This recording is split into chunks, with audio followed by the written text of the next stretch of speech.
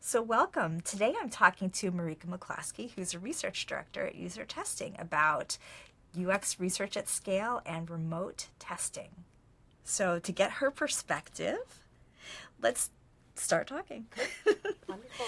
So I wanted to know a lot more, actually, about what it is that you do in your current role, and also a little bit more about what you did prior to user testing. Yeah, and I've actually had two roles at user testing, so Yeah. I'd love to talk a little bit about both of those. Yeah. Currently, I am building out a team of both UX researchers and data scientists on our product team. So it gets a little meta because user testing is a product used by UX researchers and product teams who do research, but we need our own research team. So our own product managers and designers rely on us for insights. So we're actually called Product Insights, and we're trying something a little new. We know a lot. Some other companies are doing this, but we're trying something a little differently and combining UX research and data science, and actually also data engineering. So making sure that we have all the right data about our product usage and our customers, and then supplementing that with some like deep dive analysis of that data, but also some of the like really common UX research methods like interviews and usability testing. Great. Yeah, it's super exciting. I only just started in February, so it's been it's a very new thing. Yeah. It's been fun to watch that process too. Good. So tell me a little bit more about your previous role. Yeah, so we also at User Testing have a professional services department, and that team really helps our customers make the most out of their subscription with User Testing, and beyond. Really, it's making sure that they know what kind of research to be doing when, and that they have like all the right knowledge in house. So we help some customers who don't have any researchers that need some help from researchers, but also some teams that have researchers that just need an extra hand. They just need a little bit more support. And so that team, I joined User Testing in September of 2014. So led that team for about 2.5 years. And we grew that team from like 12 researchers to 30 researchers, which was wonderful. And also have kind of changed our model a little bit along the way from being just like full service will help you with anything to really also trying to move more to a model where we teach our customers how to do the research so that they can do it themselves, which is really exciting to see when you can teach someone how to do better UX research or just do it to begin with. Also non-researchers, it's really, really fulfilling. So your team, with whom were they working, when they were working with our customers? Yeah, super wide range, like anyone. Definitely a lot of researchers who needed some help or needed some help. Researchers who were really comfortable doing in-lab usability testing, who were maybe new to remote research that needed help, but also designers and product managers and marketers, like I feel like I've looked at the list of job titles and it's all over the place. Yeah. Did it change over time, or has it really been kind of stable in terms of that mix?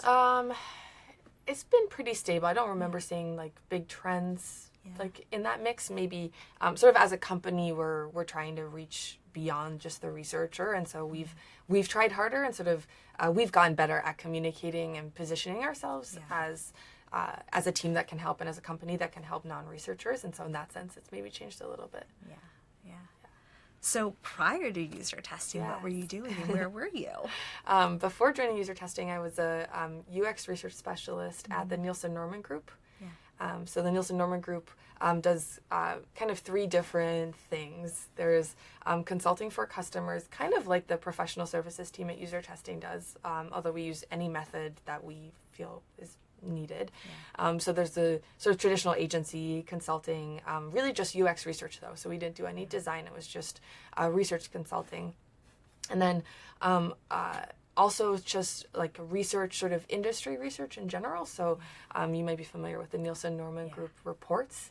And those were like, we could basically decide a research project that we wanted to do. Sometimes there was a topic that was sort of decided as a company that was important, and we would do that research.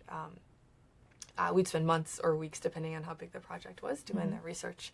And then the third part is the Nielsen Norman Group Usability Week seminars. So they're full-day workshops, and we would teach on a variety of topics. So could be anything from just there's like one that I really love doing, which is the hands-on usability testing, where you get a group of people in the room who've never done usability testing, and you teach them how to do it. But also things like kind of similar to this course, online research methods, like how are ways to do that faster, or also like we would teach things about like design patterns and design principles. And every consultant at the Nielsen-Norman group does all three of those, which I've always found really really nice. It like makes a really nice balance. Yeah. So we were talking earlier about the idea that UX at scale doesn't just mean UX, quant. Yes. And I wanted to discuss that a little bit with you, because I think that, a lot of the time people feel that research to be valid has to be conducted at scale, but not always to have value. Yeah. So kind of how do you think about UX research at scale? Absolutely. Yeah. I brought that up because I hear that misconception a lot. I feel like people, when they hear at scale, they immediately assume it's a large number, like you're doing a lot, and that's a definition of at scale. What we're talking about is like, how do you help a lot of people with the data, not how do you have your participants, like why, like it's not about needing a lot of participants. It's about how do you make sure that your data is used and helpful to a lot of people. And I think it's a problem that we're also still trying to figure out. And one of the benefits of sort of looking also at the data science stuff, which it was actually really interesting. I was talking to our data scientist about expanding our team and what, like who we're looking for and what the role is. And I sent him a job description for a quant UX researcher, because the way he was talking about what a data scientist would do has always been what I've assumed a quant UX researcher does, and it's actually really, really similar. And so I do tend to think about both the qual and the quant, and sort of it's more about what research question either my customers have or now like our team at user testing, and then trying to decide what method fits better for that. Like, is it the super typical distinction, right? Is it a how many question, or is it a like why and what question? Like, do we really want to have a deeper understanding of what's going on that's causing the problem so that we can solve it, or do we need to prove that it's a problem? And that comes up a lot. This like, we don't know if this is a big deal or something that matters. Like, how big a problem is this? Or how common is this behavior is another one. So it's not always about problems. And so it is way more about the question that's being asked than than how many people or whether or not it's valid or not. Yeah. So when you're looking at, UX from the perspective of, data science and kind of plotting out that path, so how do you figure out what questions to ask when, and what path you want to take in terms of starting maybe with generative questions? Just talk a little bit more about that. Yeah, absolutely. Yeah. So I've never done this before, and it's super fun to actually have someone who can really deep dive into the data and understand the data sort of like alongside that process. Because in the past it's been sort of me thinking that it would be really great to answer those questions, and then doing what I can with analytics data that I have access to. But what we're trying to do now, and we're actually looking at one of the bigger generative research projects that we're tackling this quarter, is about how people place an order, or like place an order with user testing, but it's really just how do they plan their research study. So what happens before they even think about using user testing for their research? Like there's some trigger, we're calling it. And then stuff happens. There's steps in that process, and then they decide to log into user testing, and how often do they do that, and what goes on there. And so there's this isn't tied to a specific project yet. We don't know what this is going to lead to. It might lead to like 5 new product ideas. It might lead to one big change. And so the questions that we knew that we had a lot of unknown. So that's really how it started. We got together with our boss, the VP of product, and talking to our product managers, and it just seemed like no one knows what happens. And this is where it was really interesting to look at the data that we have, because we only know what people do with our product. So that's what the data is. But there's so much unknown before that. And so we had to answer questions like, I did a lot of interviews to kind of just get to know our customers a little better. We also did a survey to understand what's going on. And now what we're doing, now that we have a little bit of we have a little bit more qualitative data and a little bit understanding of what goes on. And now we're looking at the quant data. So we're kind of going from qual to quant, looking at what happens. It helped our data scientists kind of pinpoint what to look at. In terms of how often are people logging in for one study, how often are they reusing past studies to create a new one. And now what we're going to do is some follow-up interviews and follow-up surveys, follow-up interviews to kind of better understand the data now that we have understanding there. But it really started with just we don't know what's going on, help us understand, which is really, really broad. And so we also do some more specific targeted research. Yeah. And I think that, really thinking through how do you pick different methods and what that pathway is to triangulate to get the right questions to answer first is probably more than half the battle. And that's, a little bit what had to happen, right? It was this sort of we don't know what's going on. We have to start somewhere. We knew a little bit, and we also had some hypotheses just from talking to a lot of our customers and from being a researcher. I have some sense of what happens, and we also looked at our customer support logs, what are people calling in or writing in about. And so it gave us a little bit of a sense, but we still needed to it was a little bit let's start somewhere, let's do a little bit of digging, a little bit of research, and then hone in on what would be the best. We also are still planning to do some usability testing as well, to supplement all of that data. And so it really is trying to sort of pick, it's kind of picking data from a lot of different places and then meshing that together in one story. Yeah. So what do you find are effective ways to help tell that story once you've done the research? I wish someone could help me solve this problem. Yeah, I think a lot of people have that problem.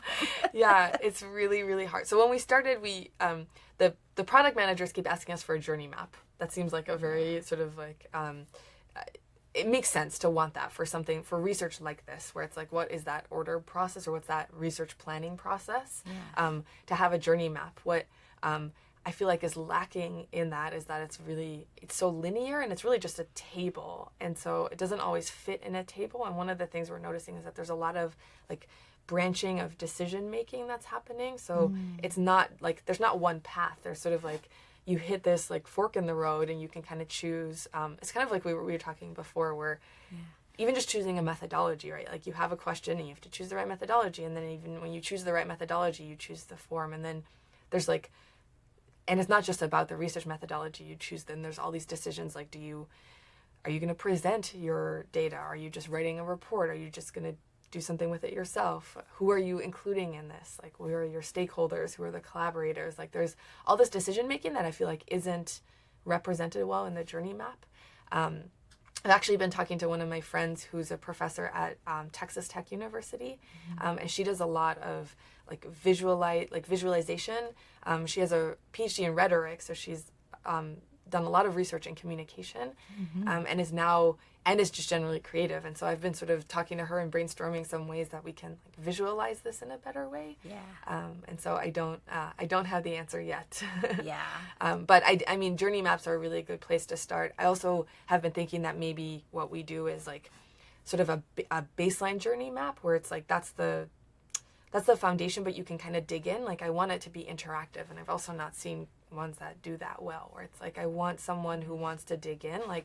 Maybe something sparks your interest in that. We've done this generative research, but we need to dig in and learn more. And what have we already done to learn more? And a way to sort of then hone in on that. And then that becomes it sort of needs its own visual representation of that. But things obviously screenshots, if it's more around usability testing, or video clips. I have some really great videos of people showing me the documents they create before they use user testing. Yeah. And so I definitely want to show that. I'm thinking of blowing stuff up on posters. So we haven't really figured that out. Yeah, I think, I'm in the middle of coming up with a persona based on some testing that one of our customers has done, and really thinking through how do you show that as a gallery? Yeah. Almost a bunch of pictures, a few words, and it's more of a gallery presentation than it is, Yeah, I think the idea, I know a lot of our customers have done this, and we've kind of talked about this, but this idea of really making a physical space in the office for people to walk through and feel, especially when it's this exploratory kind of research where, and even you can probably, you can also think about this one as just around like, if you're doing usability testing on one feature or product, there's a pain and there's a feeling. There's also maybe like joy that comes from using a product. And I want to show that. Like I want to show where our product causes elation in our customers and what makes it, like what makes their job, their day-to-day job easier. But I also want to show what's causing them pain and frustration. And that's really hard to do, like, two-dimensional. It is very, yeah, videos work pretty well, but yeah, I can also see like several images, like if it can sort of be like like you could kind of do some like story or cartoon kind of thing. But it's a tough one that I have not seen anyone like really figure out yet. Yeah. Well, killer app. Somebody will make that one day. Yeah. So I think another question that I had was about like what trends you've seen in remote testing. So I know, kind of like the biggest, book out there came out a few years ago, and there hasn't really been another one that I've seen that kind of speaks about kind of that higher level, not just specific tools that are out there, but just that higher level. So what are people doing remotely these days? I think two things that I definitely want to talk about. And the first one, it's people are combining remote research differently than they were, it was like 10 years ago. And even 5 years ago, it was like remote research was sort of the supplement. Like you do your in-lab research or in-person research, and you might start supplementing that or testing it out, like piloting a study that you have with remote tools. And that's really changed. We have a lot of customers that only ever do remote research. And that to me is like, that's amazing. And it's also mind-blowing. It's that means that people are finding a way to get enough out of that data. And it's fantastic because it's so much more accessible and there's way less overhead for doing that kind of research. But I think that shift, like, and it also means that stakeholders at companies, so executives are believing the data that comes from it. They don't need a film crew to have gone along and watched someone in their house doing the work that maybe your product solves. Like they're okay seeing that remotely. And that actually brings me to the second trend I've seen is that people are trying to do a lot more ethnographic remote research, which is I personally find really interesting and fascinating, and it comes back to that empathy thing we were talking about, where being able to see someone's environment where they might use your product helps so much with like understanding who you're designing for, and also like understanding their like the highs and the lows in that journey, and that's something that people are really pushing the envelope on. Yeah, I know. I just myself was participating in a longitudinal study over the last week that was really fascinating about the, how do you interact with news content. Oh, yeah. And that was really a lot of fun, actually, to participate in. Yeah, that kind of stuff is like I know companies have been trying to do this for a long time, but there's been so much overhead, and it's still really cumbersome to plan and organize a longitudinal study, but it's gotten so much easier. And it's also because we as just like humans have gotten more comfortable sharing pictures and sharing videos and recording ourselves and recording our environment, and that's become so much more commonplace that it's like, oh yeah, I can record me doing this thing and then upload the video or send you the video, or I can show you as we're in a call, like a video conference call, I can show you this thing that I'm doing or working on.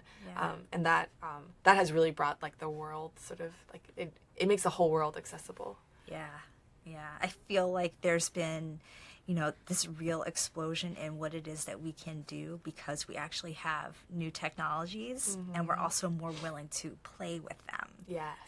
And that, I think, is really fascinating because it means that we're pushing the envelope with regard to technologies that don't involve screens. So do you see that people are also using remote research not just about things that happen on a screen, whether it's, mobile device or a desktop, but also, other technologies. I know IoT, I'm hearing a lot about IoT. Yeah, and actually the IoT stuff has its own challenge because it's sort of like a computer within another product, and there's there's an interface there that has to be used. And but absolutely, like our customers are doing a lot of that research. I was even dabbling in this before at the Nielsen Norman Group, and this idea of how do you show, you sort of need, you as a researcher, even if you're not a researcher, but the person doing the research need a way to interface with the participant and hear that, but they can hold artifacts up to their webcam, and they can use their phone to record stuff and show stuff. And so it's definitely happening. One of the challenges we're facing and trying to figure out, and I think this is where we're like, you kind of want hands-free recording technology to be able to have people really naturally use and explore the world. Yeah. And I know there's people that they've tried to use Google Glass in the past. And I feel like we'll figure out a way to sort of tap into GoPro or something like that, where there's a way to record the experience digitally and then like absorb all that information and make sense of it. Like that in the lab, sort of like in your office. Yeah. And that's probably like the biggest challenge now is like, what can people do one-handed, either holding their phone and recording?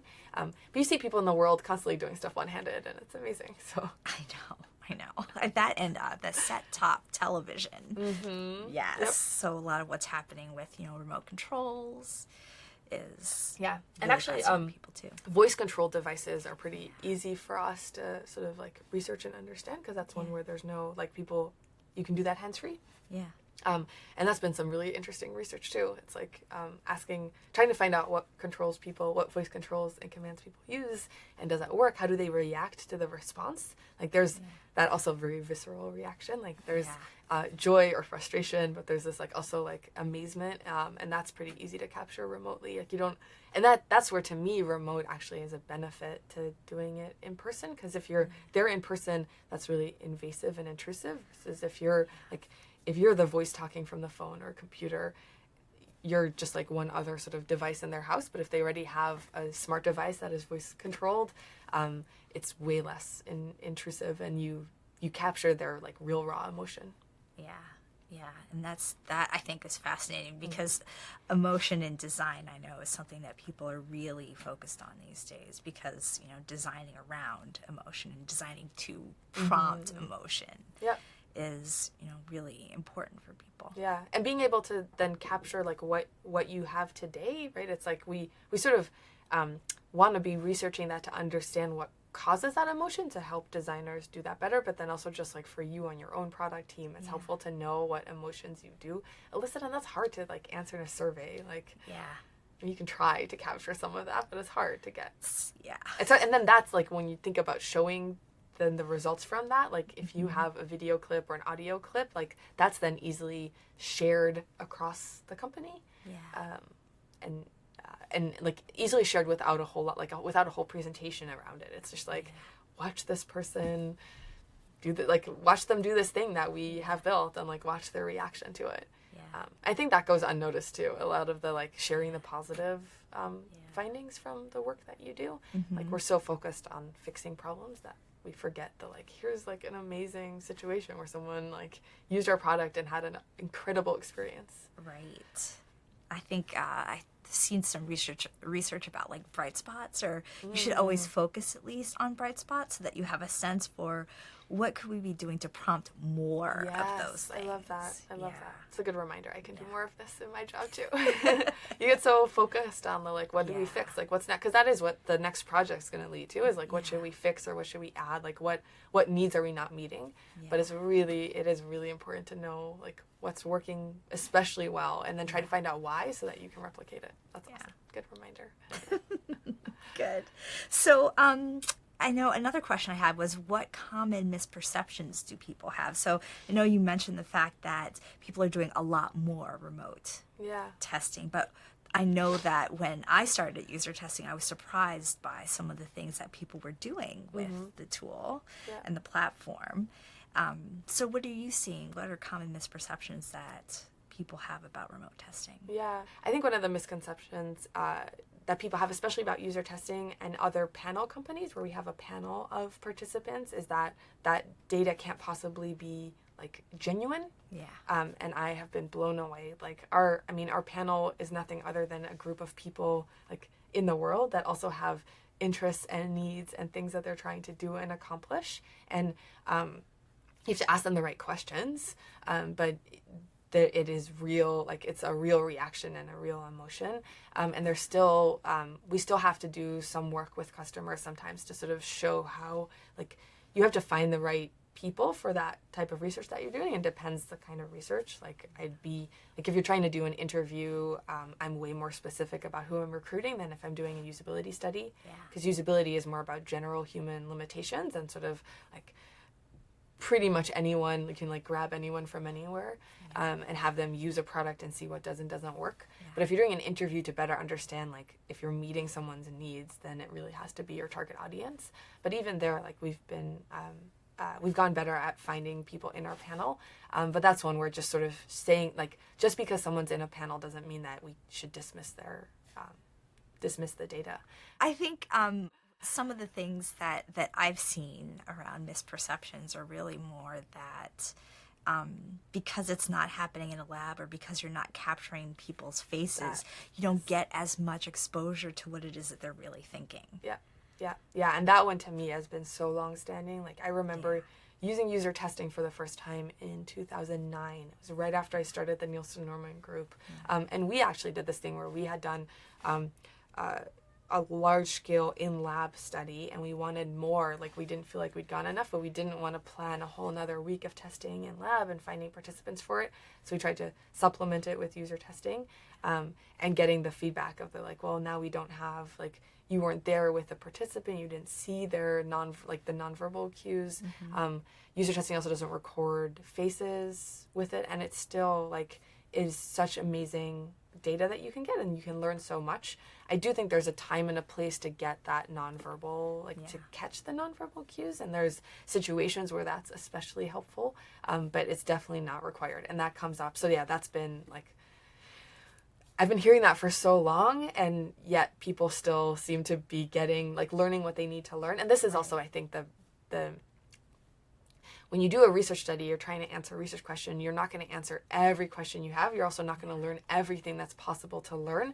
And I think that's in sort of like a fast-paced environment, and why I got into UX research in the first place was that I liked that it wasn't trying to answer every question. It was trying to like find the most helpful. And especially when you're thinking about doing something like at scale to help a lot of people at an organization, like what are the most helpful questions, and like if you find an answer or possible reason for why something's causing a problem, that might be enough to get designers to start brainstorming and thinking. Like you don't have to have answered everything in like all of the detail. Like just a little bit of insight and a little bit of understanding can help a design team come up with a better solution. And so like knowing that, I think also helps like alleviate some of these misconceptions where it's like, well, it might like we need more people because then we can draw conclusions from the data, or we need to do it in person. So we see all these emotions like, well, let's try something that's a little bit like more accessible, like lower overhead, see what we can learn from that. And if we then still feel like we need to learn more, then we can dig deeper and do more.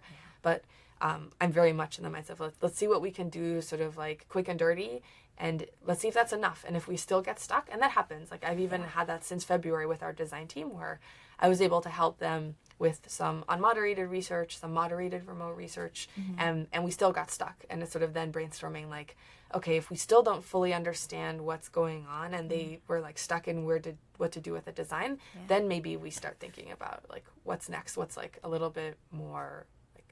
Do we do an in-person study? Do we go and do a field study and watch our customers? Like, what do we need to do to really answer that question? Yeah. So I think another question that I had, kind of switching gears, is, so there are, I think, a huge number of tools. I feel like every time I talk to one of our customers, I hear about something new. Like I heard about a new product called Session Cam yesterday, which I've never heard of that. I know, it's evidently a new startup. Okay. And they capture like 1% of the traffic to a site and, kind of show in real time what people were doing, but also provide like that kind of like click maps and heat maps and that sort of thing. Yeah. And I was like, oh, that's really fascinating because, they're tools that you hear about all the time. So what tools have you been hearing about that are new or interesting or that shed light in a different way for people who are doing research at scale. Yeah. One tool I just used myself, I was doing some in-person interviews with some of our customers, and it's around like note-taking and how do you like capture and record that session, kind of like now, but we're in a recording studio. Yeah. And it's called Cassette, and it records the conversation, but you can also like quickly bookmark moments in the recording, and I thought that was a really like interesting idea. This like we're talking and you might even now hear things that you're like, oh, I want to like go back to that. I want to remember that moment. And you can then just like tap your iPhone or iPod and remember, like sort of easily get back to that moment. I think that also helps when you're doing a lot of interviews or a lot of usability testing sessions. Like you're not going to go back and watch every minute of the recording again. And so you could be like frantically scribbling notes or taking notes on your computer, or you can sort of bookmark moments. That's really helpful. They're also really early startup. And so they're sort of like, what I want from that is like visualization of like the moments in time and sort of be able to like really easily capture like similarities in that. And it's something that we talk about a lot at user testing too, is the, like, how do you quickly analyze a lot of the data? Yeah. Which is still hard and probably the most time consuming and the hardest part. Well, because you have to think about it, because it's you've got all this data coming in, and people express themselves using different words sometimes, but meaning the same thing. Yes. And then kind of making sense of that is challenging, because your perception of it might differ from someone else's. Yes. And that, I think, is one of the reasons why people have sometimes difficulty with the idea of doing qualitative research anyway, because they're thinking, it's just what it is that you think about what's happening. I also just did my first D-Scout study. Yeah. They've been around a little bit longer, not like super new, but really exciting. So that's a diary study tool. I don't know if that's how you're doing your longitudinal study. That is. And also really fun. I was really curious, like how that works and how they do it. I really like that they call their participants scouts. Yeah. But we actually used our customers, so they also have the option to do like from their panel of scouts, or you can recruit people yourself. And so we actually have some of our customers doing a D-Scout study on user testing. So when all the moments that they over a 2-week period, all the times that they're thinking about this research study and planning it, we have them note down like what they did for it. So to kind of better understand what those steps are and what the phases are, and like how often people go back to planning their research study. And D-Scout's really fun too. It also makes it, and this is what I was saying, people like, just people in the world are more comfortable like taking photos of something. Even taking photos of documents is like totally common practice now. And so like, I'll take a photo of that document, or I'll like take a screenshot on my computer. Like I tend to still give instructions to participants, but it always seems like it's super easy. And so then they upload all that information. Yeah, that's a lot of fun. And I've tried that. I've tried to do diary studies like totally cobbled together, like using Evernote and Google Drive and like emails, like email diary entries emailed to me. So it's nice to have that all in one tool. Yeah, well, I think that, a lot of the kind of why it is the universe is growing is that people have been pulling together all of these different tools, and it's just bringing together all the features and functions in a organized way. That's really powerful. And that's actually one of the research questions we had for our study on how people do research, is like, what are all those other tools? Like, that's super helpful, like, if you're building a product, to know what, like, it's really the hacks. Like, we're calling them the like user testing hacks. Like, how are people, like, what hacks have they created to make this work for them? Because maybe there's something there we should solve. Like, maybe we can do it better. Not saying we should recreate Google Docs, because it's Google Docs and it's really helpful and it's sort of in people's workflow. But what elements of that, like, are there things that we can do to like integrate better, or do we build new features and functionality that help people? It's fun. I really like hearing about that stuff. Like, what tools are people using and why, and like what benefits does that have to them? It's really fun. Yeah. So, any other thoughts that you have about remote testing? This idea of supplementing different methodologies is also something I'm hearing more about, and it's like front and center to me. But I think as because there's so many more online tools and tools that make this easier, I think the idea that you can like easily switch from doing your analytic, like looking at your analytics and doing analysis, to then saying, oh, I should go talk to these people, and then like scheduling interviews with them, and then saying like, I really don't understand what's happening here. I'm gonna like start with a survey, try to get a little bit better understanding, and then maybe follow up with people in the survey who answered this question this way, which is how I typically like to use surveys, as sort of like, in some ways it's a recruitment tool. It's like, I want to get some survey answers, I want to have a little bit better understanding of the problem, and then follow up with some questions. And I think that just easily being able to switch back and forth from all these tools is amazing, and it's just going to get easier. And I find that like super inspirational and makes my life easier, right? It makes my job easier. And should also, with all those tools, getting people outside of your team comfortable using them is also really exciting. But I think the biggest problem, like for me, the biggest unknown is like, how do we make sense of all the data? Like, I just mentioned like 4 different ways to do research, and like, okay, now I have all this information, and like, where do I store it? How do I save it? How do I share it? Has not been cracked. Well, you know, it's interesting. So I was having lunch yesterday with some researchers, and we were talking about, you know, so how do we bridge this gap? So there are only, you know, the team that I was talking to, 5 people who are researchers, and there are questions that people come to them with that are very small in scale, like, should this be blue or black? Yes. And then where do you draw that line between those really tactical questions and then that higher level generative, like research that they really specialize in? Yeah, I actually just had the same problem where a designer or product manager came to me with like such a small question, and they'd already started setting up sessions, like, and I was like, well, we can ask them like 20 more questions. Like, if this is the only thing you want, we have 30 minutes with them. And so it's also like knowing when it deserves its own whole study, or when should it just be something that like as an expert you can answer.